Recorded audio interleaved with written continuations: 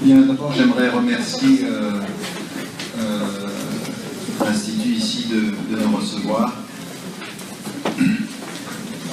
C'est un institut que je connais depuis longtemps, depuis le début du travail, quand c'était le départ à Château-Chinon, puis maintenant le travail ici à Paris.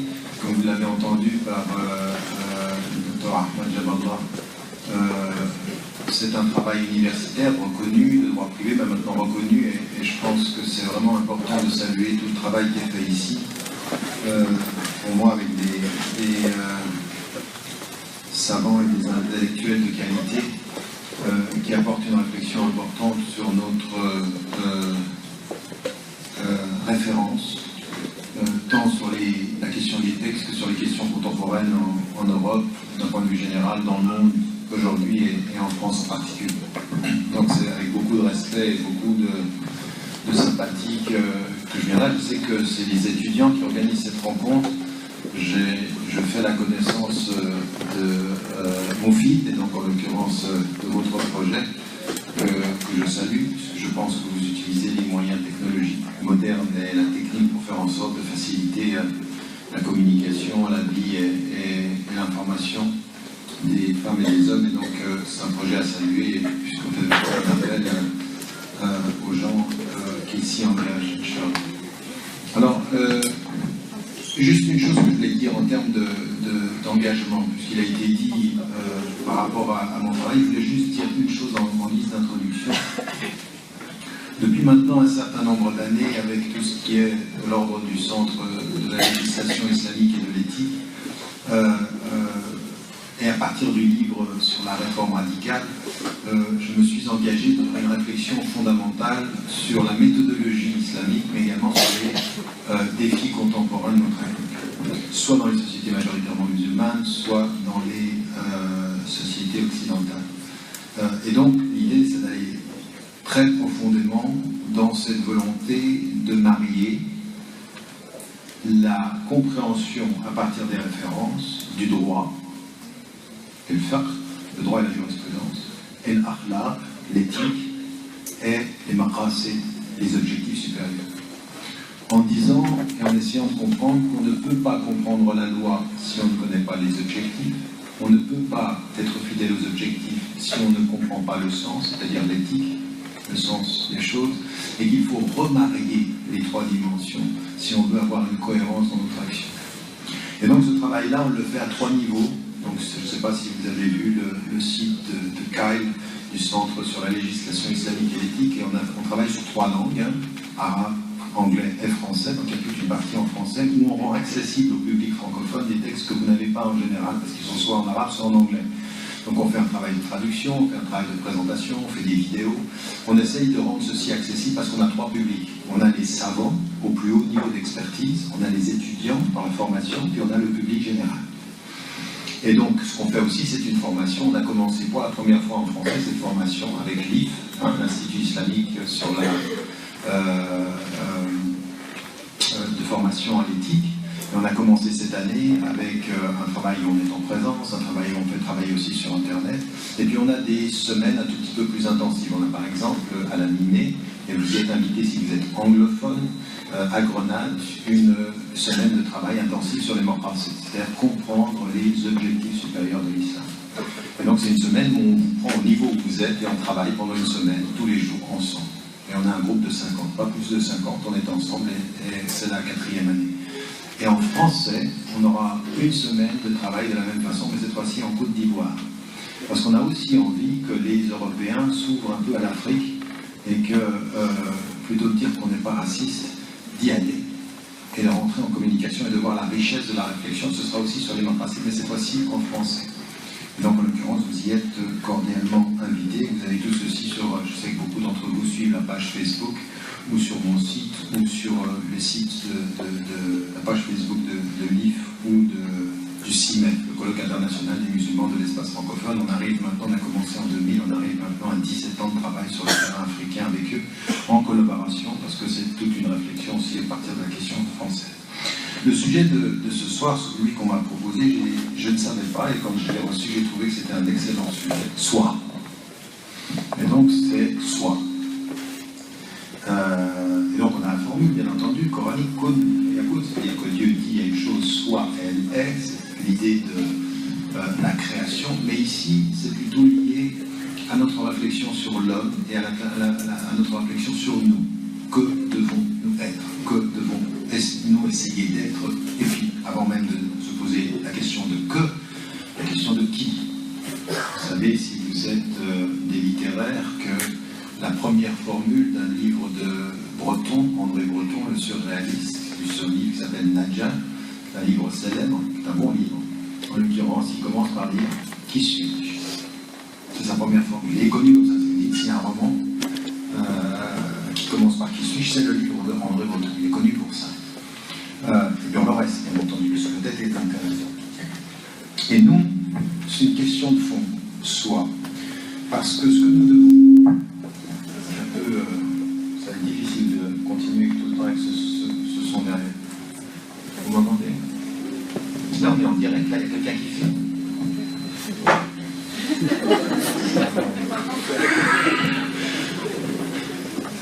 Mais on peut voir le son un peu là, parce que là, ça me revient, moi, aux oreilles surtout. Il y a un larcin. Ils sont allés voir le film ou ils sont allés sur le sans fil? Où il est le micro sans fil?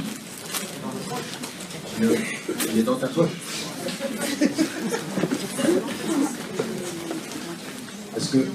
Est-ce que vous m'entendez si je parle comme ça? Oui, très bien. Bon, mais là je suis en train de manger le micro. Presque. On va monter le son de ce micro. Voilà. Où il est le son de ce micro? D'accord. Je vais essayer de parler comme ça jusqu'à ce que... Là, ça va? Ouais. Oui. D'accord, jusqu'à ce que... Ce que je disais, c'est que quand on pose la question « soi », comme un être humain, forcément, nous, ce que l'on comprend, c'est soi dans une certaine façon de comprendre la vie, dans une certaine façon de comprendre la création, de comprendre... c'est beaucoup mieux maintenant, de comprendre l'univers. Et donc, c'est pas soi comme individu, soit dans un ensemble, soit dans une compréhension, une conception de Dieu, de la création, de la mort et de la vie. Ce qui est dans tout ce que j'ai produit depuis un certain nombre d'années, c'est ce par quoi je définis la notion de charia. Je ne définis pas du tout la notion de charia par le fait de la loi, je le définis comme cette conception de Dieu, de l'homme, de la mort et de la vie.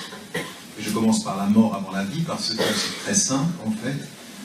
Vous voulez connaître la conception qu'une femme ou qu'un homme a de la vie, posez-lui la question sur qu'est-ce qu'il sait de la mort, qu'est-ce qu'il pense de la mort, comment est-ce qu'il ou elle conçoit la mort.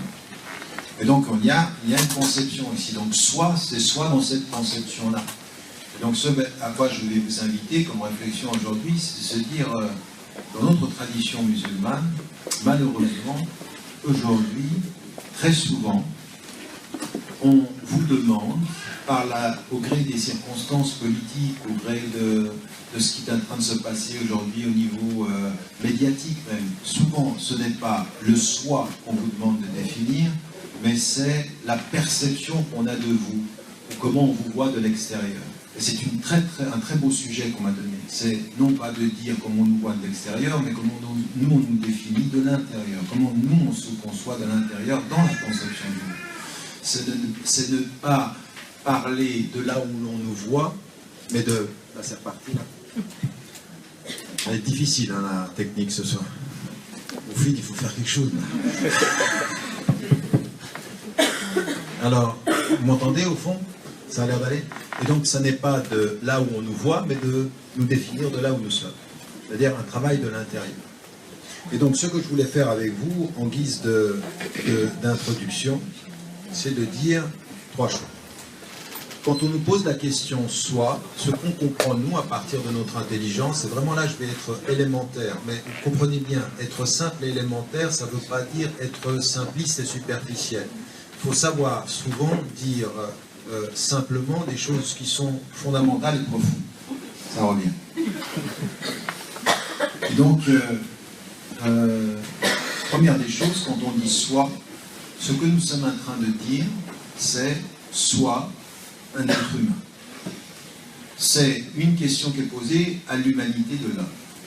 Ce qu'on attend de nous, puisque nous avons une conscience, excusez-moi, puisque nous avons une conscience, puisque nous avons une intelligence, puisque nous avons une compréhension du monde et de nous-mêmes, ce qui nous est demandé, c'est soi. Et ça va être soi, immédiatement en philosophie élémentaire, et vous allez voir que ça c'est immédiatement lié à la conception de l'islam, que l'islam dit donne de l'homme, c'est qu'on dit à un être, sois en conscience et sois devant Dieu. En conscience, ça veut dire, tu as la conscience de toi-même. Donc on te dit sois, tu as la conscience de toi-même. Et quand tu as la conscience de toi-même, à la différence de l'animal, à la différence du végétal, à la différence de l'autre vivant, de tout le reste du vivant, ce qui est spécifique à l'homme, c'est qu'il a une conscience de lui-même.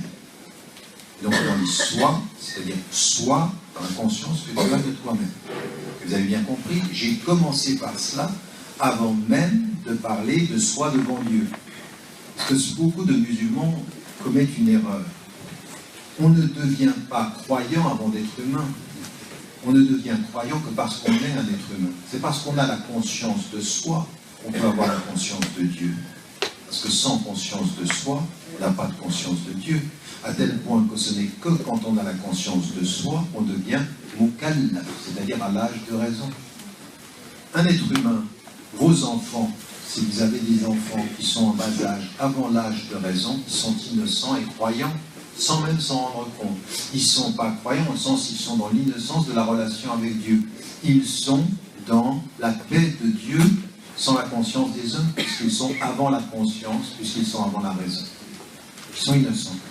Dès que vous avez atteint l'âge de raison, vous avez la conscience de vous-même, et avec la conscience de vous-même, vous allez aller cheminer vers la conscience de Dieu. Mais il faut commencer par la conscience de soi. Donc ne demandez pas à un être humain d'être croyant avant d'être humain. Ne posez pas les choses à l'envers. Ce n'est pas parce qu'à un moment donné de votre vie, la foi en Dieu est première, qu'il faut que la foi première que vous avez en Dieu change la chronologie de ce à quoi vous devez tendre, c'est-à-dire devenir un être humain, avoir la conscience qui allait vers Dieu. Donc quand on dit soi, c'est-à-dire être humain, en conscience et devant Dieu. Deuxième des choses qui est importante, et nous l'avons dans la tradition musulmane, il faut commencer par ça. Il faut commencer par ça. Ça va être déterminant, ceci, pour tout ce que vous allez faire dans votre vie, tout ce que nous allons faire chacun et chacune dans notre vie quotidienne. Parce que, au-delà, vous savez que dans le Coran, on a des formules. Ya ayyuhal ladina amanu, ô vous qui portez la foi, ô vous les croyants. Et on a Ya ayyuhan nas, ô vous les gens. Oui. L'un est un appel du texte à ceux qui portent la foi, et l'un est un appel du texte à tous les êtres humains, à l'unité de l'humanité, avant la spécificité de la communauté des croyants. Et dans une formule, ce qui est dit dans le Coran, c'est de rappeler à tous les hommes, au-delà de l'appel aux uns et de l'appel aux autres, وَلَقَدْ كَرَّمْنَا بَنِي آدَمَ. Nous avons donné la dignité aux êtres humains. Et la dignité aux êtres humains, elle n'est pas liée à leur foi, elle n'est pas liée à leur couleur, elle n'est pas liée à leur langue, elle n'est pas liée à leur genre. Que tu sois blanc, noir, arabe, asiatique, que tu sois une femme, que tu sois un homme, que tu sois riche ou que tu sois pauvre, quel que soit ton statut, le texte dit chacun d'entre vous a la même dignité. Donc quand on dit soit, on dit soit digne, soit à la lumière de la dignité qui t'a fait être. Donc la dignité est essentielle. Le karam, on a dit aussi en arabe, c'est-à-dire ce que les savants ont aussi relevé comme autre considération des objectifs supérieurs de la religion, c'est-à-dire c'est cette notion de protéger la dignité de l'homme. Et que ce que nous avons à faire, qui que tu sois, quelle que soit la chose dans laquelle tu crois, où que tu sois, avec qui et face à qui tu vis, sois digne. Digne. Donc après, il y a à comprendre qu'est-ce que ça veut dire la dignité. Dans la tradition musulmane, qu'est-ce que ça veut dire? Ça veut dire qu'avant même que vous fassiez des choix, quand vous êtes un enfant, avant l'âge de raison, donc avant votre conscience de soi, vous êtes innocent et digne. Parce que Dieu vous a créé ainsi, vous êtes digne. N'importe quel enfant, n'importe quel bébé, même de votre pire ennemi, est digne. N'importe quel être humain, quel que soit ce qu'il est en train de faire, dans son être, il a une dignité, même si peut-être indigne dans son faire. Ce qu'il fait le rend indigne, mais dans son être, il a une dignité qui le dépasse. Raison pour laquelle la vie est sacrée. Faites très attention à la vie des gens. Faites très attention à l'être des gens. Vous touchez à quelque chose qui est sacré, c'est leur dignité. Vous pouvez ne pas être d'accord avec ce qu'ils font. Vous ne pouvez pas les réduire à ce qu'ils font. Ils sont plus dignes de ce qu'ils font. Même vous. Mais ce que je voulais dire par là, c'est que les enfants, ils ont cette dignité naturelle. Dès leur innocence. Et à un moment donné, l'âge de raison vient. Vous tous ici, vous ne pouvez m'entendre que si vous n'avez pas assez l'âge de raison. Vous comprenez ce que je dis parce que vous comprenez ce que je dis. Ouais, j'espère. Vous faites semblant, certains. Le fait que vous riez, c'est un signe que vous avez compris. Donc, en l'occurrence, on arrive à un âge de raison. Et à partir de ce moment-là, avec notre dignité, nous avons deux choses qui vont être liées dans la tradition musulmane, qui vont nous dire, soit, pour être digne, à partir du moment où tu as la raison, libre, responsable. Libre, c'est-à-dire qu'à partir de l'âge de raison, tu vas décider de ce que tu vas faire de toi-même. Donc tu dois être libre pour ça. Tellement libre que même par rapport à la foi, il y a un principe de liberté. Celui qui croit, qui veut, croit, et que celui qui veut, nie. Ça, c'est un principe. Et généralement, la ikraha fi din, pas de contrainte en matière de religion. Ça, c'est général, c'est le principe général. Et le principe singulier dans la vie avec toi, la combine, à vous votre religion, à moi la mienne. Donc un principe, même devant Dieu, on a une conscience devant Dieu, il y a un principe de liberté. Et puis il y a un principe de liberté aussi qui va être le principe de faire des choix dans votre vie, le choix du bien ou le choix du mal. Que Dieu a fait en sorte qu'en nous, il y ait des choses qui nous attirent et qui ne soient pas forcément belles, et des choses qui nous élèvent et qui sont pourtant belles. Un choix à faire. Nous sommes des êtres libres. Et à partir de la liberté, donc la conscience de soi, vous fait accéder à l'âge de raison, à la conscience de la liberté. Je suis libre. Et avec la conscience de la liberté, la conscience de la responsabilité.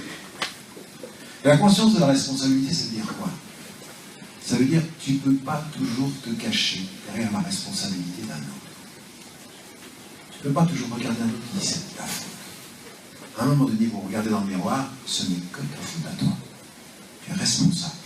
Tu as une responsabilité par rapport à qui tu dois devenir. Et en fait, la dignité, et ça c'était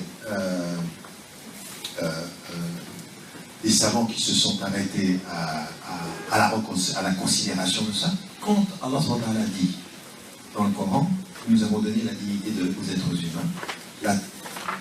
Ibn Kathir, quand il essaye de faire le tafsir du Coran, il dit en fait, ce qu'on doit comprendre de la dignité, c'est lié à ces deux caractéristiques de l'être humain. Il est libre et il est responsable. Et vous avez bien compris, si vous n'étiez pas libre, vous ne seriez pas vraiment responsable. Maintenant, il y a une question théologique laquelle les mondes ont considéré. Les théologiens philosophes disent, mais si Dieu sait tout, comment est-ce que je suis libre? Et donc, en l'occurrence, ça c'est de longues discussions dans lesquelles je ne vais pas rentrer, mais c'est assez simple finalement. Ce que Dieu sait, vous ne le savez pas. Et vous devez agir de là où vous savez. Et ce que vous savez, c'est que vous avez le choix. Donc, n'allez pas savoir ce que Dieu sait, mais agissez au nom de ce que vous savez. Et ce que lui sait, vous ne le savez pas. Donc, votre ignorance fait votre liberté. Agissez en être responsable. C'est simple. Et c'est lourd. Nous allons faire descendre. Ce ne sont pas des paroles lourdes. texte moral de responsabilité. Donc en l'occurrence, voilà, on a cette première étape ici, qui est celle de, on est innocent, avec la dignité originelle, et on va devenir des êtres libres et responsables. Et donc après, on va se poser la question, comment on fait pour ça? Et la dernière des choses, c'est que ceci, c'est dans un cheminement. On est dans un cheminement. Et ce cheminement, quand on est avec Dieu, c'est la quête de Dieu, la quête de sens, la quête de pourquoi je suis en vie. Oui, on est dans ce mouvement-là. Donc j'essaye d'assumer ma liberté, j'essaye d'être responsable de cette liberté, et dans ma foi, je suis en quête de lui. Essayer de faire en sorte que ma vie, mes intentions, ce soit pour lui. Et puis vous avez des êtres humains qui ne sont pas croyants. Et par rapport à eux, ce sera la quête d'eux-mêmes. Dans la tradition musulmane, c'est les deux. Être en quête de Dieu pour être en quête de soi, être en quête de soi pour se rapprocher de Dieu. Puis vous en avez d'autres qui vont avoir d'autres finalités. Mais il faut toujours comprendre que ce qui veut soi, c'est pas quelque chose de statique. Soit vers quelque chose, soit vers une destination, soit pour accomplir quelque chose. Parce que la vie est un accomplissement, c'est pas soit et tais-toi, c'est soit et deviens. Ça, c'est très important. C'est très important parce que c'est toujours une attitude qui, en psychologie ou en dimension culturelle, est très importante. C'est que ce que je suis ne trouvera son épanouissement que dans une projection temporelle. Nous sommes des êtres vivants.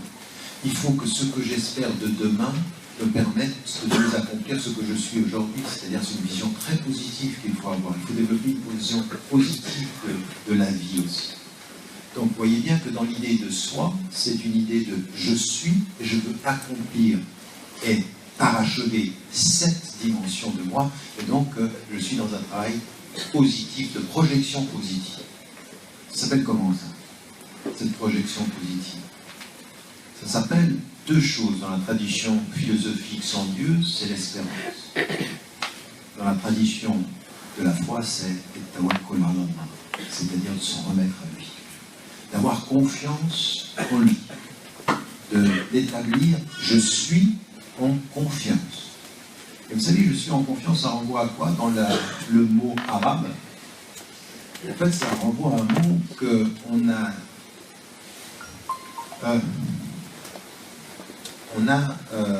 dont on a diminué la substance terminologique. Et c'est le terme de iman. Iman, on dit c'est la foi en Dieu. Mais en fait, si vous allez dans la notion de iman, il y a la notion de aman, un espace sécurisé. Vous êtes en sécurité. Et donc l'idée de s'en remettre à Dieu, c'est dans la confiance, être en sécurité, se sentir en sécurité de sa confiance. À tel point que quand il arrive du bien, vous dites Alhamdulillah, et quand il arrive du mal, vous dites Alhamdulillah ala kulli hal. Louange à Dieu de toutes les façons. Donc vous êtes dans une situation où cette foi, dans la projection dans le temps, elle est d'être et de rester en confiance avec lui et d'avancer. Même si vous allez souffrir, même si vous allez trouver des obstacles. Parce que ce que vous comprenez dans ce projet de vie aussi, c'est que tout ce qui vous arrive ne vous atteindra que dans la mesure où vous allez lui donner une connotation particulière. Quand il nous est dit dans le Coran une formule tout à fait singulière, il se peut que vous détestiez quelque chose et c'est un bien pour vous. C'est-à-dire que ça vous vient dans la vie, ça va vous faire souffrir, ça va vous faire mal, et Dieu il vous dit attention, le mal que ton émotion reçoit n'est pas forcément à la lumière du message positif que tu dois en dire. Parfois, il faut que tu te recules et que tu y vois même du positif là où d'abord tu as senti. Si tu as senti du mal, il faut que tu penses positif. Oui, tu as senti du mal. Mais de recevoir une mauvaise note à un examen, vous sentez, ça passe mal. Et à un moment donné, vous faites un recul, vous dites, qu'est-ce que je peux tirer de positif de ce que je viens de sentir? Il y a du travail à faire, que je dois reprendre, il y a du sens dans ce qui nous atteint. Et donc, il faut donner du sens. Ça, c'est être. Donc, c'est une dimension d'espérance, c'est une dimension de confiance. Ayant dit cela, ce que j'aimerais dire, je vais recommencer maintenant, je reprends mon propos, et je vais simplement essayer d'être systématique, essayer de garder le temps que je dois garder. J'ai promis de faire 45 minutes, et les organisateurs ne sont pas là. C'est combien de temps que je parle? 5 minutes. 5 minutes. Ça fait 40 minutes? Non, 5 quart minutes. d'heure. Non, ça fait Vingtaine? 20 ou vingtaine? un quart d'heure. Encore, on va dire un bon quart d'heure de débat, et après on ouvrira un débat, Inch'Allah, les questions. C'est vrai, un quart d'heure seulement? C'est à vous de... Si on fait du Non, je vais essayer. D'accord, on doit finir à quelle heure pour vous? Moins quart, ça va? Si on fait avec les questions-réponses, moins quart, ça va? Bon, je reprends. Vous êtes maintenant à l'âge de raison et on devrait être dit, d'accord? Première des choses que nous avons avec la dignité, c'est ce que j'ai dit, c'est faut assumer sa liberté. La liberté, elle est première. La liberté, elle est première, et la liberté de penser comme la liberté de s'exprimer, il faut bien qu'on comprenne ceci, même, je vous l'ai dit par rapport à la foi. Mais comment est-ce que vous allez assumer votre liberté? Quelle est la condition sine qua non de l'accès à votre propre liberté? Eh bien, le Coran, de ce point de vue-là, dans sa première révélation, indique les choses très clairement. Très clairement. Quand la première révélation vient au prophète de ce cela, il lui dit Iqra, lis.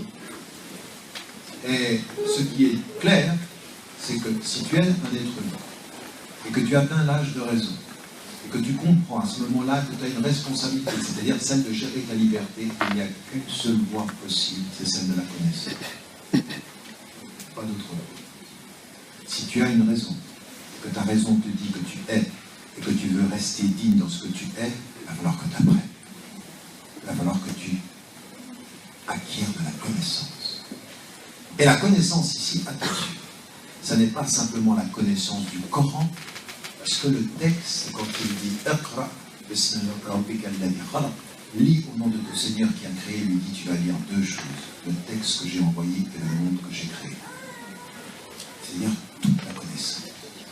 La connaissance du monde, la connaissance du texte, la connaissance de toi. Quand Socrate dit connais-toi toi-même, il dit une formule musulmane. Connais-toi toi-même, c'est essentiel dans la tradition musulmane. C'est de connaître, lis-toi, comprends qui tu es. Mais quand vous avez aujourd'hui les environnementalistes, et vous avez les biologistes, et vous avez les physiciens qui disent il faut connaître le monde, eh bien c'est totalement dans la lignée de ce que l'islam dit, connais le monde. Quand les ethnologues vont essayer de comprendre les cultures, quand ils essaient de comprendre les sociétés, vous ne pouvez pas comprendre la révélation si vous ne comprenez pas que cette révélation, elle s'est faite pendant 23 ans, dont 13 ans, 10 ans à Médine, dans le contexte culturel de Médine. Et si vous ne comprenez pas la culture de Médine, si vous n'avez pas compris par exemple qu'à Médine, les femmes, à l'inverse de la Mecque, sont très présentes, qu'il y a une culture complètement différente, vous ne comprenez pas même le sens des textes. Donc vous n'avez pas accès au texte si vous n'avez pas la connaissance du contexte, la connaissance sociale. Et donc, si vous voulez rester digne, si vous voulez être un être de dignité, ça va se mesurer à votre engagement personnel à être plus connaisseur demain que vous l'êtes aujourd'hui. Et je n'ai pas dit devenir un savant, à aller, non, juste plus de connaissances demain qu'aujourd'hui. Qu'est-ce que tu fais pour être intellectuellement digne, pour acquérir plus de connaissances demain qu'aujourd'hui? Nous sommes, normalement, de la tradition des gens de livres. Et le texte originel, le Coran, c'est un livre qu'il faut lire. Mais le livre qu'il faut lire vous dit il faut lire tous les livres. Est-ce que vous lisez tous les livres? Est-ce que vous prenez du temps de lire la lecture? Et la lecture, ce n'est pas uniquement des textes écrits par des musulmans, c'est toute la lecture. Dès qu'un homme pense, il vous invite à penser avec lui, il faut lire. Et même s'il pense mal, ça vous permettra de penser mieux. Oui. Lire un homme qui pense mal, c'est bien. Ça vous permet de commencer à réfléchir un peu plus profondément. Si vous ne lisez que les gens qui pensent comme vous, ben vous n'allez pas évoluer. Vous n'allez pas commencer à grandir, à vous dire, maintenant, là, il pose une question fondamentale, je réponds comment à ça? Donc il faut s'ouvrir au monde. C'est comme ça la dignité. La dignité passe par la connaissance. On passe par la connaissance, et cette connaissance-là, ça veut dire que chacune et chacun ici, si vous n'avez pas pris en compte votre propre éducation, vous manquez à votre dignité. Parce que Dieu vous a donné un cerveau. Vous en faites quoi? Alors après, on peut utiliser toutes les technologies pour être mieux informé. Mais si vous passez votre temps entre Facebook, Twitter et les émissions de télévision qui vous abêtissent, vous manquez de dignité vis-à-vis de vous-même. C'est vous qui êtes les responsables de cette préservation de la dignité. Et ça veut dire qu'il faut se réconcilier avec la lecture. Et il faut aussi se réconcilier avec la relation interpersonnelle. Vous avez remarqué que le prophète, il vient, change le monde, il prie énormément pendant la nuit, mais il est tout le temps en train d'interagir avec les gens. C'est pour ça qu'on a autant de hadiths du prophète. Il est tout le temps en train, il communique tout le temps. Il est tout le temps en communication. Et communiquer, c'est quoi? C'est lire l'autre. Si tu me parles, je te lis. Si tu me parles, je te lis. Je lis ce que tu me dis, j'essaie de comprendre. T'es un livre. La formule, le livre du monde, elle n'est pas occidentale, elle n'est pas de la Renaissance française, elle est de Razali au XIIIe siècle. Le Kitab el-Manjour, c'est un livre ouvert, le monde. Il faut le lire. Il faut lire le monde. Et donc ça fait partie de cette connaissance essentielle qui doit être celle de notre engagement. Donc il faut prendre en compte... et puis il y a une deuxième chose, qui est le prolongement de ça. C'est qu'à un moment donné, il faut lire, mais il faut lire pour pouvoir penser, n'est-ce pas? Mais il faut aussi qu'on sache penser par soi-même. C'est-à-dire qu'il y a la responsabilité, c'est-à-dire une pensée autonome. Quand vous avez dans le Coran, oui, quand vous avez dans le Coran, la particularité de la communauté musulmane, c'est qu'entre eux, ils délibèrent. Oui, on doit s'asseoir, mais on doit délibérer. Le prophète, il est entouré de ses compagnons, il les met autour d'une... Vous vous souvenez de la Ghazouat Uhud, il les met autour là, et il délibère. D'accord? Il délibère, c'est-à-dire chacun doit poser son opinion.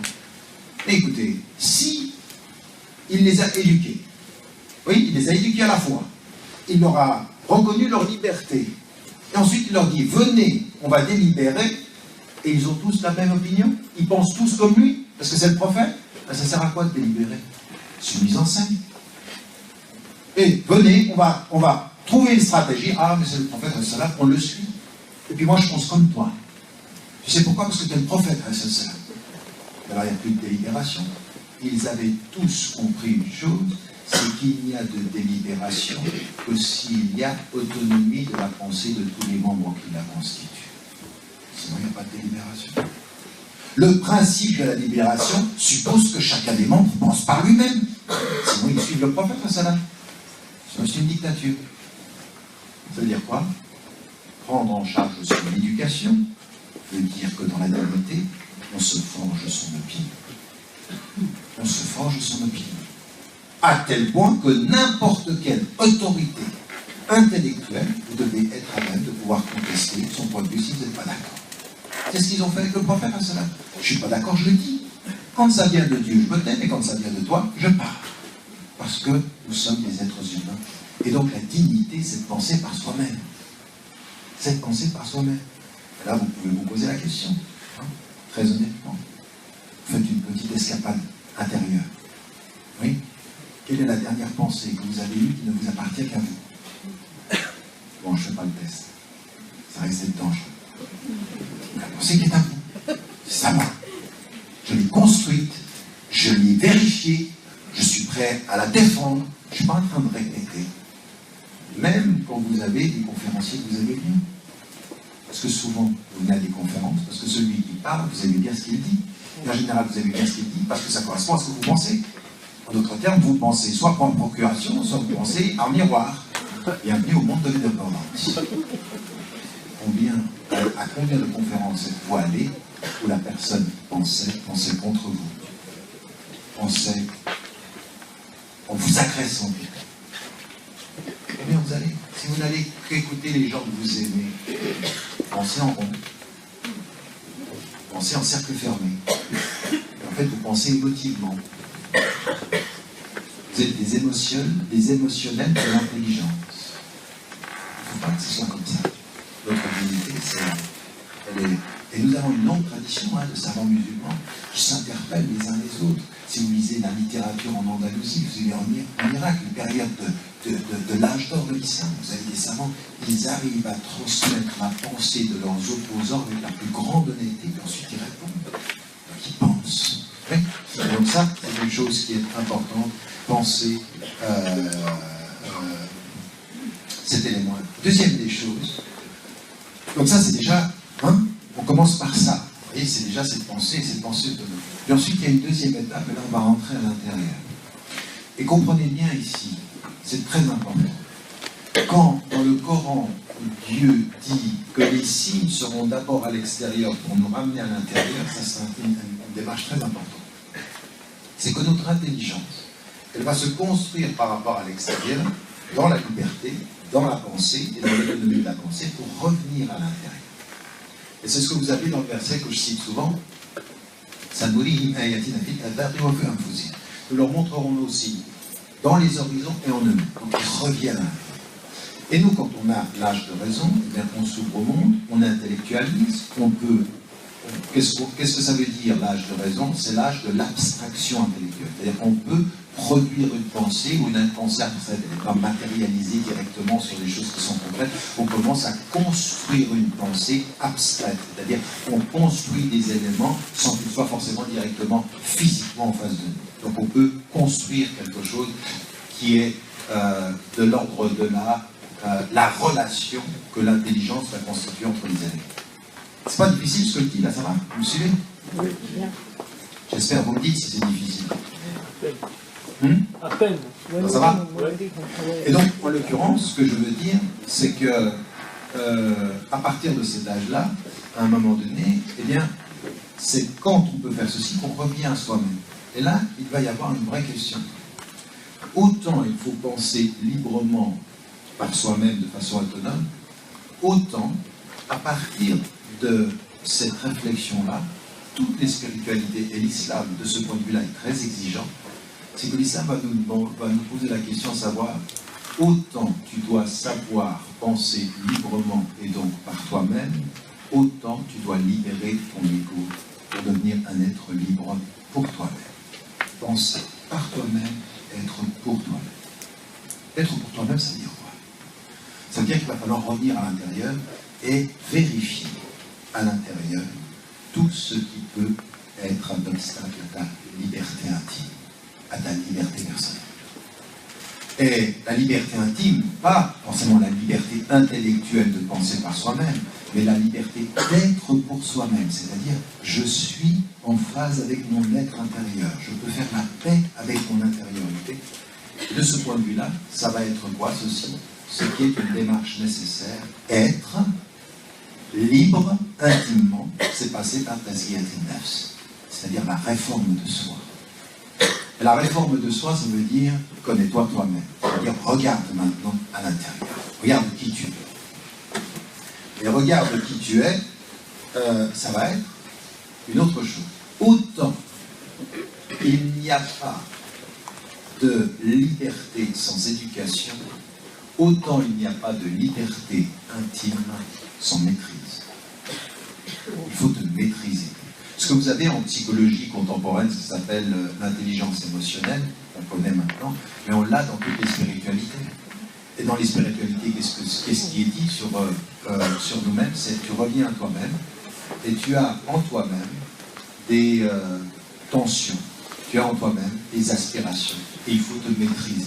Sois un être libre dans ton intimité, c'est-à-dire maîtrise ton ego, maîtrise tes instincts, maîtrise ton amour du pouvoir, maîtrise ton amour de l'argent, maîtrise tout ce qui va s'imposer à toi et qui va te voler ta liberté. Parce que tu penses que c'est toi, mais c'est la surface de ce que tu es. Donc tu dois te le maîtriser. Et l'autre chose, c'est que tu as en toi, et tu le sais, un amour du beau, un amour de la vérité, un amour de la générosité, un amour de l'humain. Ça, il va falloir que tu l'exploites et que tu le fasses vivre. Et donc, tu seras un être digne et un être vraiment libre, non pas quand tu seras libre comme on veut que tu sois libre, mais comme tu seras libre comme tu veux toi être libre. C'est toi qui décides pour toi-même les éléments de ta liberté. Parce qu'aujourd'hui, dans la culture mondiale, dans la nouvelle culture mondiale, on nous a vendu le fait qu'être libre, c'est suivre les modes, c'est suivre tout ce qui nous est proposé à coup de millions de dollars, et on nous fait aimer ce qu'on ne sait même pas savoir, on ne sait même pas si on aime vraiment, et on finit par nous faire aimer, on finit par s'habiller comme tout le monde.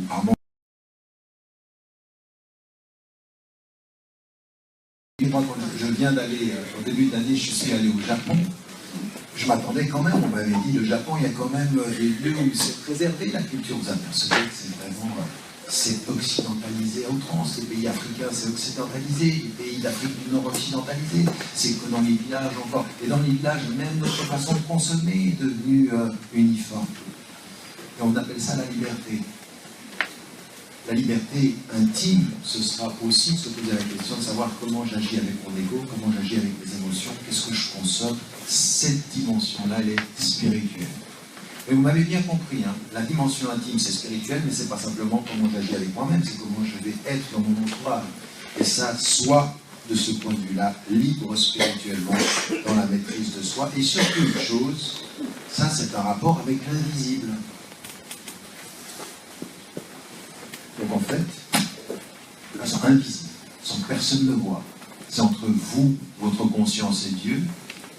Vous pouvez vous poser la question, est-ce que je suis celui que j'aimerais être?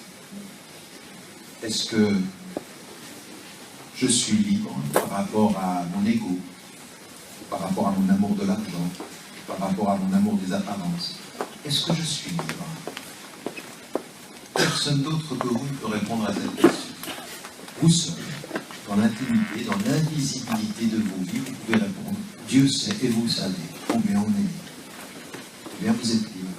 Combien vous avez travaillé à votre liberté. À un moment donné, il faut le savoir. Hein? Vous savez que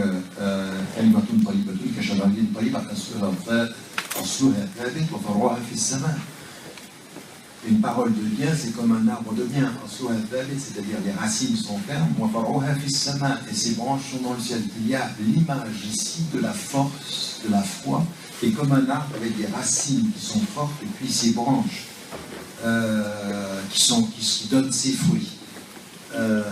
Et donc ici, il y a cette idée que la force, elle vient de l'intérieur, des racines. C'est les racines qui donnent cette force. C'est la force du cœur, la force de la confiance en soi, et qui vient de quelque chose qui est invisible, qui vient d'un rapport au cœur, qui vient d'un rapport à soi, où on a une conviction, où on est prêt. On est prêt, à partir de cet invisible, à pouvoir essayer de se battre pour être toujours plus libre. Toujours plus libre et de ne pas se laisser enfermer dans ce qu'on a envie de nous faire aimer et de ce qu'on a envie de nous faire acheter. De ne pas être sur le marché de la consommation un être qu'on fait consommer et que l'on consomme. Hein? À qui on fait consommer et que l'on consomme. Au bout du compte, si on te fait consommer, on te consomme, on te prend tout ton être. Ça, c'est une démarche spirituelle qui est majeure. Et tout notre islam, toute la réflexion qu'il y a en islam sur la question de la modestie, de l'humilité, de la pudeur, c'est tout lié à ça. C'est pas simplement lié à une façon de se le dire, c'est une résistance à ça. Ce pourquoi on jeûne 1 mois par année, c'est une résistance à ça. C'est un travail spirituel fondamental, très très très intense qui doit être celui de la résistance. Le mois du Ramadan, c'est une quête de liberté. Je ne sais pas si vous m'entendez là. Le mois du Ramadan, c'est une quête de liberté sur le pouvoir de la consommation, le pouvoir de ce qu'on nous fait penser être si important. Un vrai mois de la liberté. Et donc ici, c'est dans le caractère invisible. Et maintenant, c'est pas fini. Il faut être de soi à soi, loin des hommes, et essayer d'être libre. Et c'est un travail personnel. C'est un travail où à des moments donnés, au lieu de dormir, il faut mieux se réveiller. Il faut se souvenir que le prophète priait pendant la nuit. Il faut donner du sens à la nuit, donner du sens à sa solitude, donner du sens à sa solitude. D'ailleurs, il faut tellement donner du sens à sa solitude que parfois il faut avoir envie d'être seul. Oui, si ça a du sens. Si ça a du sens, si vraiment ça fait du sens. Et donc ça, c'est quelque chose qui est une deuxième démarche. Donc vous avez remarqué, c'est la raison. Et il y a toute la démarche culturelle. Et puis ensuite, le troisième état que j'aimerais mettre en évidence, c'est soit par rapport à la société, d'un point de vue général. Et là, qu'est-ce que vous devez être par rapport à la société? Eh bien, quand le frère tout à l'heure parlait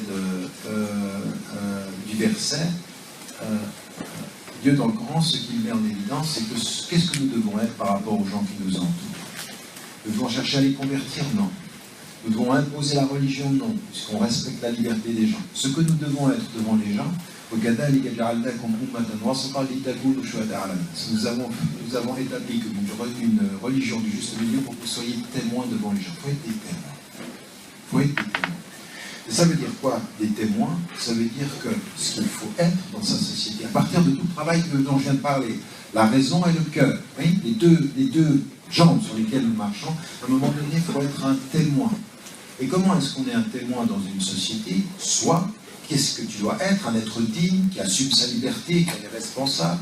Un être digne, qui assume sa responsabilité et qui en est responsable. Et donc qui se bat pour la connaissance, qui essaye d'acquérir du savoir, qui essaye d'acquérir une connaissance de soi et des hommes. Et d'un autre côté, un être qui prend en charge son cœur et qui questionne tout ce qui peut aliéner sa liberté. Eh bien, voilà un être comme ceci. Qu'est-ce qu'il va être, cet être, socialement?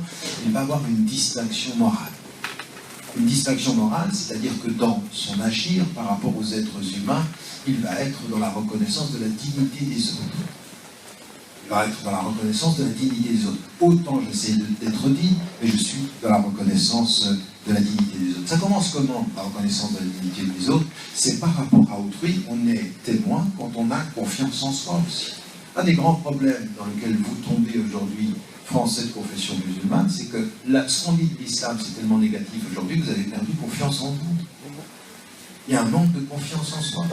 Et cette confiance en soi, c'est dire, non mais attendez, je fais le travail que j'ai à faire, j'essaye d'acquérir la connaissance, de gérer ma liberté, je suis dans une dignité, j'ai une distinction morale, et cette distinction morale, elle passe aussi d'abord par la confiance que je veux être et avoir confiance en soi. Je ne sais pas si vous vous souvenez du livre Mon intime conviction, je parlais des 7 C, et la confiance était le premier. Et ça veut dire, de ce point de vue-là, dans la société, ce qui va être la présence du musulman, c'est pas d'arriver systématiquement partout où vous allez, je suis musulman. C'est pas ça. Vous n'êtes pas une pancarte publicitaire. Il ne faut pas essayer de mettre une pancarte publicitaire, je suis musulman. Non. Un témoin, il n'a même pas besoin de parler de sa religion. Un témoin, c'est celui qui, dans sa distinction morale, il sert des principes. Je sers des principes. Dans ma façon de servir Dieu, je sers les principes qu'il m'a donnés. Donc, servir des principes, c'est servir Dieu. Au point que le prophète dit, le meilleur d'entre vous est celui qui est le plus utile aux gens. Donc il sert des principes. Et ce qui est important ici, servir des principes, ça veut dire le principe d'humanité, le principe d'égalité, le principe de justice, le principe contre tous les racismes. Et donc, on est au service d'un certain nombre de principes. Soit, ça veut dire soit cet être de principe que l'on voit sans que systématiquement il mette une étiquette sur son front où il se sent obligé de s'affirmer comme tel, on le voit par ses principes.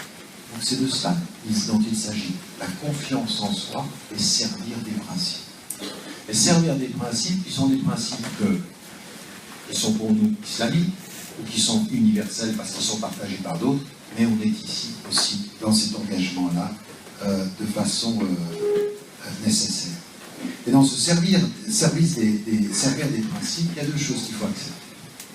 Quand on sert des principes, on est pour certaines choses et on est contre certaines choses. Et c'est ce que vous avez dans la formule. C'est-à-dire commander le bien et résister au mal. Quand on sert des principes, à un moment donné, oui, il faut que nous, on commence par le positif. Je suis pour le principe de justice. Je suis pour le principe d'égalité. Je suis pour le principe de solidarité. Je suis pour le principe de la reconnaissance des droits de tous les êtres humains. Donc on a une présence positive pour un certain nombre de principes. Et là, c'est ce qu'on devrait voir. On devrait voir soit un être de principe qui agit pour la solidarité, la justice, la liberté des gens. Et il y a, quand on sert des principes, une position qui est contre. Et il faut l'admettre aussi. C'est-à-dire qu'à un moment donné, il faut être capable de s'opposer à certaines choses qui se passent. Quand vous êtes dans un pays et que vous voyez comment on peut traiter les migrants, comment on peut traiter les Roms, comment on peut traiter les Noirs, comment on peut traiter qui que ce soit, quelle que soit la personne, quand on la traite parce que les Juifs et qu'on admet de l'antisémitisme, impossible. Je suis contre, alors, au nom des principes, tous les racistes.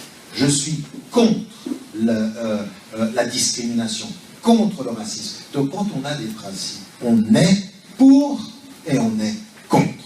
Il faut accepter la part contre aussi. Parce que toujours être les pays oui qu'on a aujourd'hui avec certains musulmans, ils sont oui pour tout, et on ne les voit jamais quand il faut être contre, qui sont des soi-disant musulmans modérés, on ne sait plus très bien ce qui reste de leur attitude, de courage.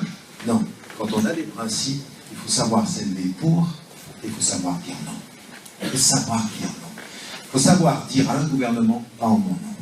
Il faut savoir dire à un policier, vous êtes là pour faire de l'ordre, vous n'êtes pas là pour faire des bavures. Vous n'êtes pas là pour nous dire que par erreur, vous allez vous mettre une matraque et faire ce que vous avez fait à un jeune avec une cicatrice de 10 cm, dire par hasard, par erreur. Des idiots. Donc il faut, à partir de ce moment-là, avoir une parole de vérité, et c'est ça qui est très important. Vous voyez que là, on est dans la confiance. Tout ce qui sera le bien, je serai pour. Et s'il y a du mal, s'il y a de la corruption, s'il y a du mensonge, s'il y a de la torture, s'il y a de la dictature, c'est non. Donc on se met soit, ça veut dire ça aussi. Donc pas simplement de ce point de vue-là, le comprendre. Et j'aimerais terminer par deux choses. Dans tout ce cheminement, mais vous m'avez bien compris, hein, cet être de principe, soit un témoin avec ses distinctions morales, et cette distinction morale, elle va être dans cet engagement non de principe, et ce nom de principe, il est visible. Il est visible. Il faut qu'on vous voie par vos principes, pas forcément par vos tenues vestimentaires, votre couleur. Ça, c'est les apparences. Et il faut qu'on vous voie par des principes. Il faut qu'on vous voie par une certaine façon d'être dans la société. Et puis, il y a deux choses qu'il faut être absolument. J'ai toujours dit, et je le dis maintenant depuis 20 ans, à tous ceux qui viennent vers vous et qui vous disent, vous, Français, de confession musulmane, intégrez-vous, il faut leur demander d'évoluer.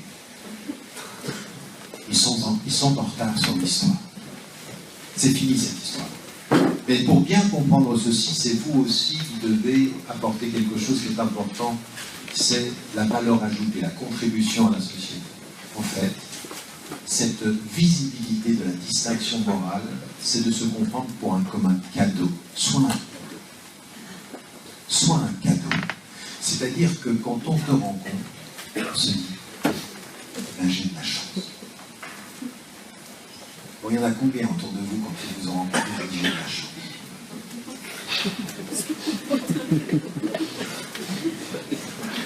C'est très important. Être un cadeau, être une valeur ajoutée, apporter là où vous êtes. Mais attendez, mais c'est pas rien ce que je suis en train de dire. Ça, vous savez, ça commence par des choses très très simples. Être un cadeau dans le voisinage, c'est inviter son voisin à manger. C'est faire attention à ne pas le déranger. C'est faire attention comment on parque sa voiture. C'est faire attention le bruit qu'on fait pendant le mois du Ramadan. Quand à 4 h du matin on se réveille et qu'on se moque du monde et qu'on réveille tout le monde. Et oh, comprendre, raciste. Moi je jeûne, et moi je dors. Et si je dors, tu respectes mon sommeil. Être un cadeau, c'est-à-dire que les gens, pendant le mois du Ramadan, il n'y a pas un voisin qui n'est pas de confession musulmane qui doit être dérangé. Et tous vos voisins, pendant le mois du Ramadan, ils doivent voir chez vous un supplément de générosité, pas un supplément de bruit. Vous voyez la différence? Pendant le mois du Ramadan, je vais manger du truc de chez nous, quoi. C'est chez vous aussi. Vous êtes d'origine de des trucs français. Oui? Donc vous offrez. Vous avez une présence qui est un cadeau. Le mois du Ramadan, ce n'est pas le mois où, vous savez d'où vient Ramadan? Ramadan vient de Ramadan, parce que le Ramadan, c'est là où les musulmans font du bruit, ils dérangent. Et il y en a qui sont dit vers moi et disent, mais moi j'ai des voisins, je ne peux même pas, mais fais attention comment tu marches. Et Et des fois, vous savez, quand vous êtes sur un étage, mettez juste un tapis au-dessus parce que ça aide à diminuer des petits détails qui font que dans votre voisinage, vous êtes cadeau. À l'école, vous êtes cadeau. Dans la rue, vous êtes cadeau. Dans la solidarité. Mais pas pour faire plaisir aux gens. Mais simplement, si vous êtes qui vous devez être, vous êtes cadeau. Vous êtes cadeau. Et donc, ça veut dire appliquer un tout petit peu ce sens du sourire, ce sens du service, ce sens de la générosité. Ça, c'est le deuxième élément. Et le dernier élément, sur lequel je vais insister, il faut être un cadeau. Et puis le dernier élément que je voulais mettre, c'est qu'en même temps, il faut être une question. Il faut être une question. Il y avait un intellectuel américain qui disait « Moi, je n'ai pas envie que vous m'acceptiez. Je n'ai pas envie d'être accepté par vous. Moi, j'ai envie de vous gêner. » Et ce qu'il voulait dire par là, c'est « Soyez une question », c'est-à-dire que dans le quotidien des gens, votre façon de vivre puisse les interpeller sur ce qu'ils sont, sur leurs habitudes, sur les réponses qu'ils ont données à être une question, c'est-à-dire quand on jeûne, est-ce que la consommation c'est juste? C'est-à-dire que là où vous êtes, vous questionnez, vous faites que les gens se questionnent sur leur vie, parce que vous êtes non pas pour qu'ils deviennent musulmans, mais parce que votre présence, elle peut leur permettre d'être meilleurs dans les réponses qu'ils ont, ou de trouver d'autres réponses. Alors oui, qui ne sont pas forcément en islam, mais être une question positive. Que quelqu'un, quand il vous regarde, dit mais pourquoi est-ce qu'il agit ainsi? Pourquoi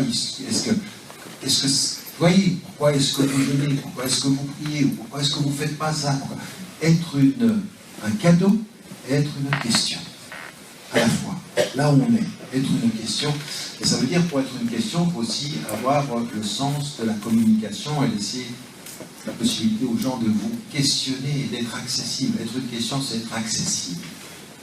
Pas quand on voit un musulman et une musulmane, on a l'impression que soit on est, pour montrer qu'on est sérieux moralement, on a l'impression qu'il faut qu'on fige notre visage. On n'est pas sérieux quand on a le visage figé. On est sérieux quand on est sérieux. Avec le visage souriant. Et c'est un signe de respect vis-à-vis des gens. Et donc de ce point de vue-là, rappelez-vous de trois couples de mots. La dignité, être digne et être libre. Ça, c'est le premier mot. La deuxième des choses, c'est savoir prendre en charge sa liberté dans son intimité. Il faut savoir le faire en société, avec tout ce que j'ai pu dire, par la question de l'éducation, par la question de la prise en charge. Et puis, les deux derniers, c'est savoir servir quand on est pour des principes. On sert la société, on sert les hommes, on a une valeur ajoutée. Mais il faut aussi savoir résister. Il faut aussi savoir résister.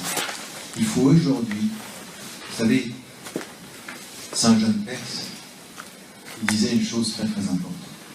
C'est un poète qui disait « Le poète doit être la mauvaise conscience de son siècle ».